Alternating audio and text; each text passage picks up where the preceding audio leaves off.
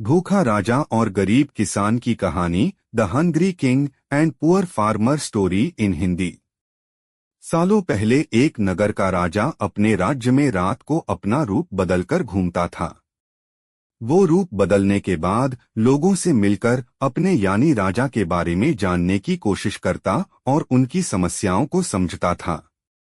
एक रात जब वह नगर घूमकर आया तो अचानक जोर से बारिश होने लगी। उसने देर किए बिना एक गरीब के घर का दरवाजा खटखटाया। राजा के दरवाजा खटखटाने के बाद घर से एक व्यक्ति निकला। वह एक गरीब किसान था जो अपनी पत्नी और बच्चों के साथ रहता था। बारिश तेज थी तो किसान ने राजा को अंदर आने के लिए कहा।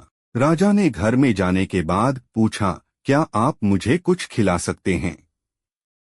मुझे बहुत तेज भूख लगी है।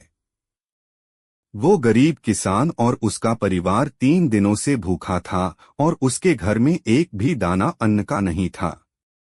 किसान के मन में हुआ कि भले ही हम भूखे हैं, लेकिन अपने अतिथि को यूं भूखा नहीं रख सकते। अब किसान ये सोच सोच कर बेचैन हो गया कि अपने अतिथि का पेट कैसे भरा जाए। तभी उसने घर के सामने वाली दुकान से चावल चुराने की तरकीब सोची। उसने सिर्फ अतिथि के लिए ही 2 मुट्ठी चावल लिया और उसे पकाकर राजा को खिला दिया। तब तक बारिश रुक गई थी और राजा अपने घर चला गया। दूसरे दिन दुकान का मालिक अनाज की चोरी की शिकायत लेकर राजा के पास पहुंचा।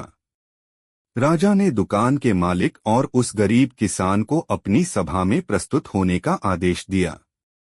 सबसे पहले सभा में पहुंचे किसान ने राजा के सामने जाकर अपनी चोरी का इल्जाम कबूल कर लिया और बीती हुई रात की पूरी बात राजा को बता दी। किसान राजा से कहता है कि मैंने चोरी की, लेकिन मेरे परिवार ने उस अनाज का एक निवाला भी नहीं खाया।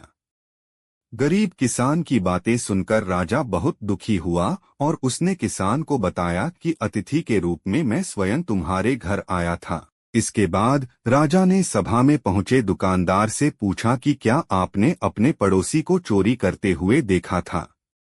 दुकानदार ने जवाब दिया कि हाँ, मैंने इसे रात में चोरी करते हुए देखा था।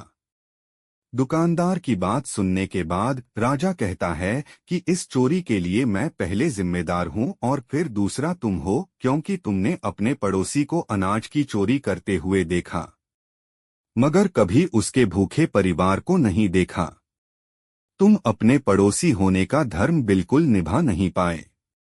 इतना कहने के बाद राजा ने दुकानदार को सभा से जाने के लिए कह दिया और किसान की अतिथि निष्ठा भाव को देखकर उसे 1000 सोने के सिक्के इनाम के रूप में दे दिया। कहानी से सीख: अगर कोई आसपास रहने वाले मुसीबत में है तो हमें उनकी मदद करनी चाहिए। संबंधित कहानियाँ।